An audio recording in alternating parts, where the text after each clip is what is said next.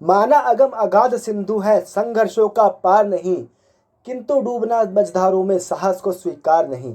तो मैं सुमित एक बार फिर आप सबका स्वागत करता हूं मेरे YouTube चैनल के ऊपर। तो आज मैं आपके सामने दिसंबर 2015 का यूजीसी नेट का पेपर लेके आया हूं। यूजीसी नेट का पेपर आने ही वाला है, तो उसके लिए ये बहुत इंपॉर्टेंट हो सकता है। तो इस पेपर को आज हम देखेंगे। तो आइए स्टार्ट करते हैं इसको। निम्नलिखित में से कौन कौटिल्य के राज्य का अंग नहीं है? तो इस निम्नलिखित में से कौन कौटिल्य के राज्य का अंग नहीं है? तो स्वामी है, अमात्य है, दंड। लेकिन जो वर्ण व्यवस्था है, इन्होंने इस वर्ण व्यवस्था को दूसरे संदर्भ में कहा था, सामाजिक व्यवस्था के संदर्भ में कहा था, तो ये राज्य के अंग में नहीं था, बाकी सारे इसके अंग हैं। तो इसका तीसरा ऑप्शन सही है। प्लेटो के परिवार तथा संपत्ति के साम्यवाद के सिद्धांत की व्युत्पत्ति मुख्यतः किसके अनुभव से हुई है? तो ये हुई थी स्पार्टा के अनुभव से। स्पार्टा के अंदर उन्होंने देखा था कि राज्य ही था वो सामूहिक तौर पर सारे कार्य करता था और राज्य व्यक्ति की शिक्षा करवाने का कार्य करता था। तो यहीं से उनका साम्यवाद, परिवार में संपत्ति और परिवार का साम्यवाद का आइडिया आया था। तो इसका ऑप्शन बी सही है। तो फोर्थ ऑप्शन इसका सही है। मध्यकाल में स्कोलासिटिज्म एक बार देख लेता हूँ मैं इंग्लिश में।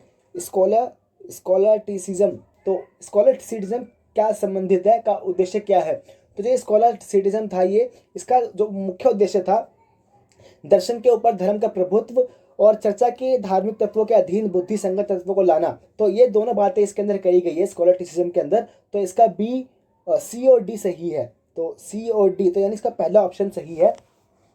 तो ये आप देख लें, नया क्वेश्चन है थोड़ा, तो इसका सी और डी सही है। तो पहला ऑप्शन का सही था।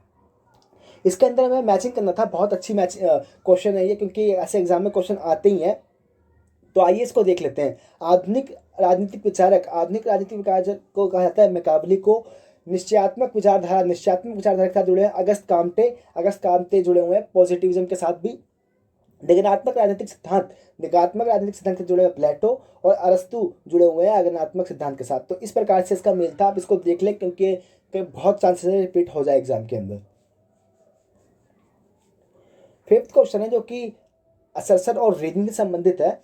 तो ये इलीट थ्योरी से लिया गया है। शक्ति भ्रष्ट बनाती है तथा पूर्ण शक्ति पूर्ण रूपेण भ्रष्ट बनाती है।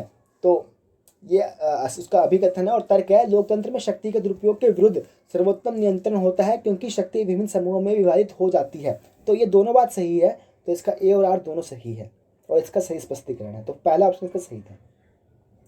ये भी मैचिंग से रिलेटेड क्वेश्चन था। तो आइए इसको देख लेते हैं। ऐसे क्वेश्चन बहुत रिपीट होते हैं एग्जाम के अंदर, तो आप इसको देख के जाएं। तो जो जयप्रकाश नारायण जुड़े हुए हैं दलविहीन लोकतंत्र के साथ, जॉन लॉक जुड़े हुए हैं संपत्ति के अधिकार के साथ, हॉब्स जुड़े हुए हैं पूर्ण संप्रभुता की अवधारणा के साथ, रॉबर्ट नॉजिक जुड़े हुए हैं नव उदारवाद के साथ, और ये बहुलवाद के साथ भी जुड़े हुए हैं। तो इस प्रकार का इसका मेल था। इसको भी मैचिंग ही करना है, तो ये बहुत इंपॉर्टेंट हो सकता है। इसको आप कॉपी में लिखते जाए। माओ से तुम जुड़े हुए हैं सांस्कृतिक क्रांति के साथ, लेनिन जुड़े हुए हैं सर्वहारा वर्ग का अधिनायकवाद के साथ, मार्क्स जुड़े हुए हैं सर्वहारा वर्ग के अधिनायकवाद के साथ, लेनिन जुड़े हुए हैं सर्वहारा वर्ग के अग्रणी के रूप में कम्युनिस्ट पार्टी। तो इसका इस प्रकार था। और स्टालिन जुड़े हुए हैं एक राष्ट्र समाजवाद। तो इस प्रकार से इसका मेल था। तो मैं एक बार फिर देख लेता हूँ, मैंने ऊपर गलत बोल दिया था थोड़ा सा। तो माओ से तुम जुड़े हुए हैं सांस्कृतिक क्रांति के साथ, और लेनिन जुड़े हुए सर्वहारा वर्ग के अग्रणी के रूप में कम्युनिस्ट पार्टी, मार्क्स जुड़े हैं सर्वहारा वर्ग के अधिनायकवाद के साथ, स्टालिन जुड़े हैं एक राष्ट्र समाजवाद के साथ। आठवां क्वेश्चन है, ये मार्क्स की निम्नलिखित रचनाओं को व्यवस्थित करना था। तो इसको ऐसे क्वेश्चन बहुत एग्जाम में आते हैं। तो मार्क्स ने कौन सी किताबें कब लिखी हैं, ये पीछे भी एग्जाम के अंदर क्वेश्चन आया था। सबसे पहले उन्होंने जो लिखी थी द होली फैमिली, फिर उसके बाद लिखी है उन्होंने पॉवर्टी ऑफ फिलॉसफी, फिर उसके बाद कम्युनिस्ट मैनिफेस्टो, फिर क्रिटिक ऑफ पॉलिटिकल इकोनॉमी। तो इसका फर्स्ट ऑप्शन सही था। समुदायवादी सिद्धांत बल देता है। तो समुदायवादी सिद्धांत तो समुदाय के ऊपर ही बल देता है। तो अपरिहार्य आदर्श के रूप में समुदाय पर यह बल देता है। और यह असर्सन और रीजनिंग से संबंधित है। ये उत्तर व्यवहारवाद और व्यवहारवाद से संबंधित क्वेश्चन था। तो इसको देख लेते हैं। व्यवहारवादी राजनीति सिद्धांत का उद्देश्य मूल्यों की भूमिका समाप्त कर राजनीति विज्ञान को विशुद्ध विज्ञान तथा इसे मात्रात्मक बनाया जाए। तो ये बात उन्होंने कही थी, लेकिन उत्तर व्यवहारवाद के अंदर इसको मूल्य के ऊपर भी बल दिया था। तो एक सामाजिक विज्ञान होने के कारण राजनीति विज्ञान को कभी भी मूल्य विहीन नहीं बनाया जा सकता, क्योंकि इसका संबंध मानव से है जो मूल्य से बंधे हैं। तो ये बात सही है। तो ए और आर दोनों सही है, लेकिन ए आर का सही स्पष्टीकरण नहीं है। किसके वर्णन में मौलाना आजाद, जवाहरलाल नेहरू, वल्लभ भाई पटेल और राजेंद्र प्रसाद संविधान सभा में अल्पतंत्र के रूप में थे? तो ये थे ग्रेविन ऑस्टिन के संदर्भ में। ग्रेविन ऑस्टिन ने इंडियन पॉलिटी के ऊपर बहुत काम किया है, तो इन्होंने ये बात कही थी। निम्नलिखित में से किस अधिनियम को भारतीय संविधान के अनुच्छेद 34 के अंतर्गत पारित नहीं किया गया है? तो ये नहीं किया गया सशस्त्र बल विशेष अधिकार अधिनियम को। उच्चतम न्यायालय, भारत का उच्चतम न्यायालय अनंत गणराज्य के 32 वर्ष बाद भारतीयों के लिए उच्चतम न्यायालय बना, यह कथन किसका है? तो यह कथन था, बहुत फेमस कथन है, उपेंद्र बख्शी जी का। क्योंकि जब भारत के अंदर PIL की स्थापना की गई थी तो इन्होंने ये बात कही थी जनहित याचिका के संदर्भ में। तो ये बात कही थी उन्होंने। भारत का लोकतंत्र के विचार बहस में पवित्र स्थान है, परंतु यह कम सहिष्णु, कम पंथ निरपेक्ष, कम विधि अनुसरणकर्ता, कम उदार हो गया है। और ये दोनों प्रवृत्ति, लोकतंत्र तथा अनुदारवाद, एक दूसरे से जुड़ी हुई है। तो ये बात कही थी फरीद जकारिया जी ने ये बात कही थी। निम्नलिखित में से किस मामले में भारत के उच्चतम न्यायालय ने कार्यस्थलों में कामकाजी महिलाओं के यौन उत्पीड़न की रोकथाम हेतु व्यापक निर्देश जारी किए थे? तो ये विशाखा गाइडलाइंस था। विशाखा बनाम राजस्थान व अन्य, इसी के संदर्भ में महिलाओं के संदर्भ में कानून आया गया था और ये 1996 के अंदर आया था। तो इसको भी आप याद रखें। और ये मिलान था कि कौन सा पार्टी के नेता किसके साथ जुड़े हुए? रामविलास पासवान जुड़े हुए थे लोक जनशक्ति पार्टी के साथ, HD कुमारस्वामी जुड़े हैं जनता दल सेक्युलर के साथ, प्रफुल्ल पटेल जुड़े हैं राष्ट्रवादी कांग्रेस के साथ, अखिलेश यादव जुड़े हैं समाजवादी पार्टी के साथ। तो इस प्रकार से इसका मेल था। भारत की 12वीं अनुसूची द्वारा नगर पालिकाओं के क्षेत्र के अंदर कितनी कार्यात्मक मदें रखी गई हैं? तो जो इसके अंदर रखी गई हैं, जो अर्बन लेवल पे जो नगर पालिकाएं हैं, यानी कि जो शहरों में होती है नगर पालिकाएं, तो उनके लिए रखी गई हैं 18 प्रकार की जो विषय रखे गए हैं इनके कार्य हेतु। निम्नलिखित को सही क्रम में व्यवस्थित करें। तो इसमें सही क्रम में व्यवस्थित करना था, तो सबसे पहले जो आयोग आया था, इसका 4th ऑप्शन सही है। सबसे पहले प्रशासनिक आयोग आया है, फिर राजमन्नारा आयोग आया था, फिर उसके बाद आनंदपुर साहिब, फिर पंक्षी आयोग। और ये सभी केंद्र और राज्य के संबंध में अध्ययन करने के लिए बनाए गए आयोग हैं। निम्नलिखित में से कौन लोकसभा के अध्यक्ष नहीं है? तो गोपाल स्वरूप पाठक लोकसभा के अध्यक्ष नहीं रहे हैं, बाकी सारे अध्यक्ष रहे हैं। 20वां क्वेश्चन है, जो कि निम्नलिखित को सम्मिलित कर सही युग्म का चयन कीजिए। तो इसमें मैचिंग करना था, तो आइए इसको देख लेते हैं। नार्मन डी पावर जुड़े हुए हैं election and the political development south Asia experiences, तो इसका ये सही है। ग्रेविन ऑस्टिन जुड़े हुए हैं Indian constitution the cornerstone of a nation, इसके साथ जुड़े हुए हैं। बहुत फेमस पुस्तक है, कई बार एग्जाम के अंदर पूछी गई है, तो आप इसको देख के जाए। माइनर वीरेन जुड़े हुए हैं पॉलिटिक्स ऑफ स्क्वालिटी के साथ, और अतुल कोहली जुड़े हुए हैं the success of Indian democracy. ये सभी पुस्तकें बहुत ज़्यादा इंपॉर्टेंट है, कई बार एग्जाम के अंदर पूछी गई है। डेविड ईस्टन ने निम्नलिखित में से किन्हें प्रणाली विश्लेषण सिस्टम एनालिसिस को बौद्धिक आधारशिला के रूप में वर्णित किया है? तो इनको ने जो किया है वो सभी को किया था। इसमें नियामकताएं, सत्यापन तकनीकें और परिमाणन सभी को किया है, तो इसका 4th ऑप्शन सही है। किसके पश्चात तुलनात्मक राजनीति का अध्ययन महत्वपूर्ण हो गया? 22वां क्वेश्चन है, किसके पश्चात तुलनात्मक राजनीति का अध्ययन महत्वपूर्ण हो गया? तो द्वितीय विश्व युद्ध के बाद और नए राष्ट्रों के उदय के बाद ये महत्वपूर्ण हो गया था तुलनात्मक राजनीति।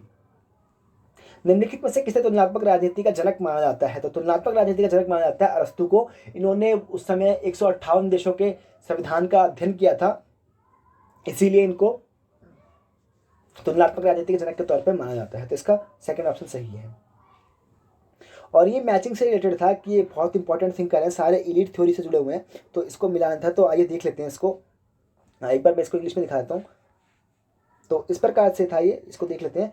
C.W. मिल्स जो जुड़े हुए हैं पावर एलीट के साथ जुड़े हुए हैं, और पैरेटो जुड़े हुए हैं सर्कुलेशन ऑफ एलीट के साथ, गैटनो मॉस्का जुड़े हुए हैं रूलिंग क्लास के साथ, और रॉबर्ट मिशेल जुड़े हुए हैं आयरन लॉ ऑफ ओलिगार्की के साथ। तो इस प्रकार से इसका मेल था। कई बार एग्जाम के अंदर पूछा क्वेश्चन है, तो इसको आप देख लें अच्छी तरीके से। तो हिंदी में भी मैं इसको कर देता हूँ। मिल्स जुड़े हुए हैं शक्ति के अभिजन के साथ, पेरेटो जुड़े हुए हैं अभिजनों का परिसंहरण के साथ, कैटो और मॉस्को जुड़े हैं सत्ता वर्ग के साथ, और रॉबर्ट मिशेल जुड़े हुए हैं अर्थतंत्र का सख्त कानून यानी और आयरन लॉ ऑफ ओलिगार्की के साथ। निम्नलिखित में से कौन दबाव समूह के बारे में सही नहीं है? तो दबाव समूह जो होते हैं वो हित अभिव्यक्तिकरण करते हैं, सही बात है। ये राजनीतिक दलों का वित्त पोषण होता है, सरकार की नीतियों को प्रभावित करने का कार्य होता है, लेकिन नीति को लागू करना का काम होता है जो विधायिका के जो सदस्य होते हैं, जैसे संसद के सदस्य होते हैं, उनका कार्य होता है नीतियों को लागू करना, तो इनका कार्य नहीं होता। तो इसका डी ऑप्शन सही है, इसमें से पसंद नहीं है तो इसमें से डी ऑप्शन नहीं है, तो इसका ये सही था। ये हमें मैचिंग करना था, तो आइए इसको देख लेते हैं 26वें को कि कौन किस देश से संबंधित है। इंडिया के पास जुडिशियल रिव्यू है, और यूएस से जुड़ा हुआ है ड्यू प्रोसेस ऑफ लॉ, कानून की उचित प्रक्रिया के साथ। यूके जुड़ा हुआ है रूल ऑफ लॉ की अवधारणा के साथ, यूके। फ्रांस में टू सेट ऑफ कोड, तो इस प्रकार से इसका मेल था। तो यहाँ पे भी मैं कह देता हूँ एक बार, तो भारत में जुड़ा है न्यायिक पुनरीक्षीकरण, यूएसए में जुड़ा है कानून की उचित प्रक्रिया, यूके में जुड़ा है रूल ऑफ लॉ यानी कानून का शासन, और फ्रांस में जुड़े हुए हैं न्यायालयों के दो सेट के तौर पे। अरस्तु द्वारा दिए गए सरकारों के वर्गीकरण के संबंध में निम्नलिखित में से कौन सा कथन सही नहीं है? तो इसमें से जो सही नहीं है मैं आपको बताता हूँ। तो सरकार के साझे हितों के वशीभूत होती है तथा संपूर्ण समुदाय के साझे हितों के प्रति असंवेदनशील होती है, तो ये सही नहीं है, बाकी सारे सही हैं इसके अंदर। तो इसके अंदर नहीं पूछा था तो इसका फोर्थ ऑप्शन सही है। लियोनार्ड बिंडर आदि विचारकों द्वारा अपनी पुस्तक crisis and sequence in political development, तो इनकी पुस्तक याद रखें, लियोनार्ड बिंडर की पुस्तक है crisis and the success sequences in political development, तो इन्हों की पुस्तक ये है। तो इसमें किस प्रकार के संकट का उल्लेख किया गया? तो उन्होंने उल्लेख किया गया पहचान का संकट, वैधता का संकट, समेकन का संकट और संसाधन जुटाने का संकट, तो इसका चारों ऑप्शन सही है। निम्नलिखित में से कौन से कारक संचार सिद्धांत में लोड कैपेसिटी संबंधित है? लोड कैपेसिटी में तो ये अनुक्रियनशीलता भी आता है, विश्वस्तता भी आती है, पृष्ठभूमि संगीत भी और तोड़ मोड़ भी तो आता है, तो इसका भी फोर्थ ऑप्शन सही है। निम्नलिखित तीसरा क्वेश्चन है, निम्नलिखित में से यह किसका कथन है कि शक्ति वह है जिससे लोगों से काम कराया जा सकता है तथा उसके अभाव में वह काम नहीं करते? तो शक्ति की बहुत फेमस कोटेशन है, ये रॉबर्ट डहॉल ने ये बात कही है। 31वां क्वेश्चन है, संगठन के सिद्धांत के विकास में निम्नलिखित में से कौन संबंधित नहीं है? तो संगठन के जो संबंधित नहीं है इसके अंदर एल डी वाइट संबंधित नहीं है, बाकी हेनरी फेयोल, उर्विक और लूथर गुलिक के तीनों संगठन के सिद्धांत से संबंधित हैं। 32वां क्वेश्चन है, निम्नलिखित में से कौन सा 10 वर्षों तक America cooperative federal administration group का अध्यक्ष रहा? तो ये क्वेश्चन पूछा गया एग्जाम के अंदर। फेडरिक्स थे, इन्होंने विकासशील देशों के ऊपर काफ़ी अध्ययन किया है, 16 मॉडल इन्होंने दिया था, तो ये भी आप याद रखें। तो इनका जुड़ा हुआ था, ये जुड़े हुए थे अमेरिकी कोऑपरेटिव एडमिनिस्ट्रेशन ग्रुप के अध्यक्ष रहे हैं ये 10 साल तक। वैज्ञानिक प्रबंधन में वन वेस्ट वे का अर्थ है? तो वन वेस्ट वे का अर्थ है कार्य विधियों का मानकीकरण करना ही वन वेस्ट वे है। और वैज्ञानिक प्रबंध के साथ जुड़े हुए थे टेलर, आप टेलर याद रखें, साइंटिफिक के साथ जुड़े हुए थे। निम्नलिखित में से कौन यूएसए में एक स्टाफ एजेंसी नहीं है? तो स्टाफ एजेंसी जो नहीं है वो स्टेट डिपार्टमेंट स्टाफ एजेंसी नहीं है, बाकी office of budget and management, national security council, the white house, ये सभी स्टाफ बजट के उदाहरण। लेकिन जो स्टेट डिपार्टमेंट है पहला ऑप्शन इसका, ये स्टाफ एजेंसी नहीं है। एफ.ए. मार्क्स ने द्वारा नौकरशाही के वर्गीकरण का सही क्रम क्या है? तो नौकरशाही का जो मार्क्स ने वर्गीकरण किया था उसका क्रम क्या है इसके अंदर बताना था। तो आइए देख लेते हैं। सबसे पहले उन्होंने अभिभावक नौकरशाही की बात करी थी, फिर उन्होंने जाति आधारित नौकरशाही की बात करी थी, फिर संरक्षण के आधार पर, फिर प्रतिभा के आधार पर। तो इस प्रकार से उनका क्रम था, तो इसका थर्ड ऑप्शन सही है। निम्नलिखित में से निष्पादन बजट निम्नलिखित में से किसकी सिफारिश पर लागू किया गया? तो ये क्वेश्चन भी पूछा गया एग्जाम के अंदर। प्रथम प्रशासनिक सुधार आयोग के सिफारिश पर ही निष्पादन बजट यानी परफॉर्मेंस बजट पारित किया गया था, शुरू हुआ इसके आधार पर ही। सरकारी नियोक्ता में मूल अधिवास योग्यता का सर्वप्रथम उपयोग, तो मेरिट के आधार पर जो नौकरशाही है वो सबसे पहले कहाँ स्टार्ट की गई थी? तो ये यूएसए के अंदर स्टार्ट की गई थी। भारत में मुख्य सूचना आयोग तक सूचना आयुक्त की नियुक्ति की जाती है, तो ये की जाती है 5 वर्ष के लिए मुख्य सूचना आयुक्त की नियुक्ति और सूचना आयुक्त की नियुक्ति, तो इसका थर्ड ऑप्शन सही था। 39वां क्वेश्चन जो कि असर्शन और रीजनिंग से संबंधित है, कमान की एकता के सिद्धांत का व्यवहारिक उपयोग हमेशा व्यवहार्यता नहीं होता।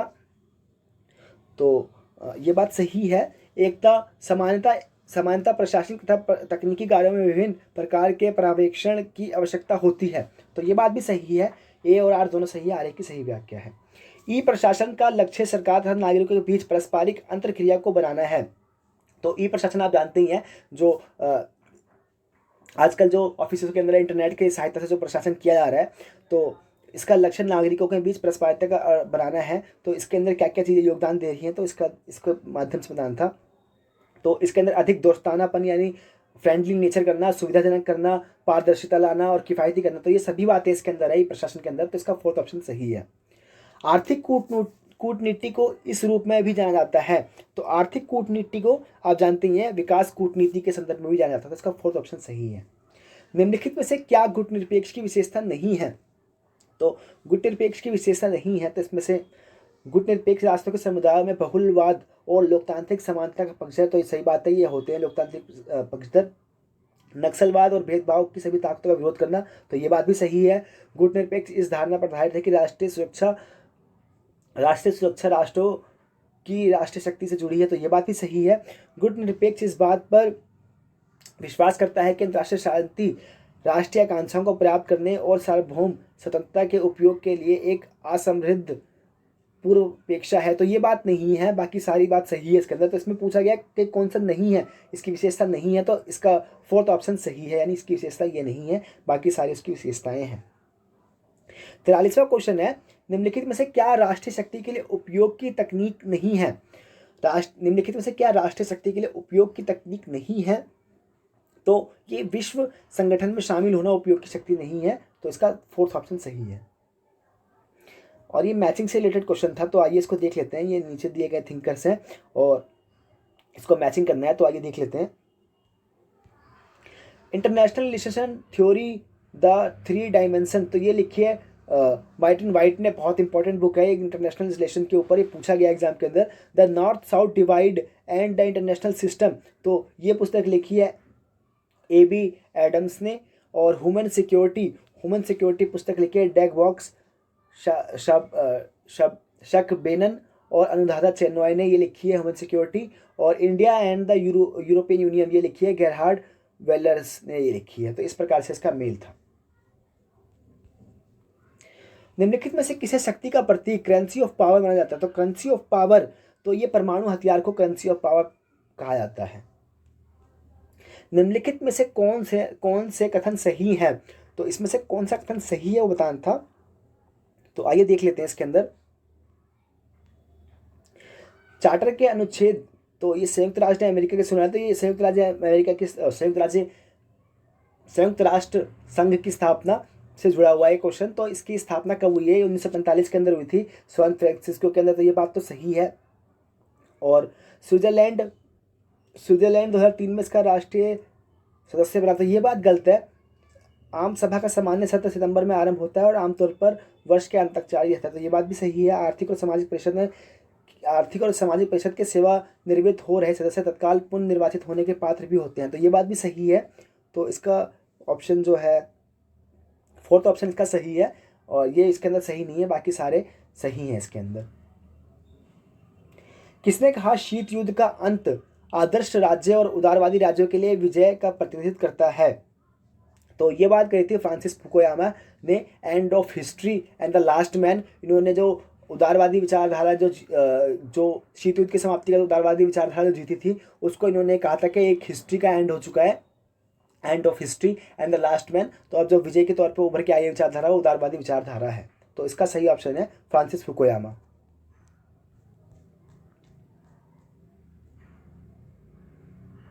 तो 47 क्वेश्चन तक हो चुके थे, 48 क्वेश्चन है। इसको हमें मैचिंग करना था कि इसमें से सही उत्तर को मैचिंग करिए, तो ये कौन सी गतिविधि हुई थी शीत युद्ध के दौर में, तो उसके साथ ही जो ये अंतर्राष्ट्रीय स्तर पर जो गतिविधियाँ हुई हैं उनके साथ जुड़ा हुआ है, कौन सी गतिविधि कब हुई है, तो इसको बताना था। तो आइए देख लेते हैं इसको। सोवियत संघ जर्मन अनाक्रमण संधि, तो ये हुई थी 1941 के अंदर। और जर्मन सोवियत संघ पर आक्रमण 1939 के अंदर। जर्मनी का चेकोस्लोवाकिया पे कब्जा ये हुआ था 1941, और पोलैंड पर जर्मनी का आक्रमण। ये काफ़ी डीप क्वेश्चन है, इस क्वेश्चन को तो आप इतना ध्यान ना दें, हंसते हुए बस आगे बढ़ें बस। 49 क्वेश्चन जो कि इस प्रकार है, निम्नलिखित में से कौन सा कथन सही है। तो इसमें से कौन सा कथन सही है? उदाहरण था बांडुक सम्मेलन 1955 में आयोजन किया था, जिसका सुझाव श्रीलंका ने दिया, तो ये बात सही है। इस सम्मेलन को आयोजित करने का तत्कालिक उकसावा ताइवान और संयुक्त राज्य अमेरिका के बीच एक संधि SEATO सीटो यानी इसकी स्थापना बगदाद पैक्ट था, तो ये बात भी सही है। इस सम्मेलन के आयोजन के विचार सोवियत, रूस और चीन ने दिया था, तो ये बात गलत है। इस बांडुक इंडोनेशिया का एक शहर है, तो ये बात भी सही है। तो इसका जो सही ऑप्शन है A, B और D, A, B, D और इसका A, B, D, तो थर्ड ऑप्शन का सही है। तो 50वां क्वेश्चन है जो कि लास्ट क्वेश्चन है इसका, संयुक्त राष्ट्र चार्टर के संयुक्त राष्ट्र संघ के चार्टर का कौन सा अनुच्छेद यह उपबंधित करता है कि संयुक्त राष्ट्र संघ के सभी सदस्य यह वचन देते हैं कि वह सुरक्षा परिषद को इसकी मांग पर और विशेष समझौते के अनुसार अंतर्राष्ट्रीय शांति और सुरक्षा बनाए रखने के उद्देश्य के लिए आवश्यक सशस्त्र बल और आवागमन के अधिकार सहित सहायता और सुविधा उपलब्ध कराएंगे।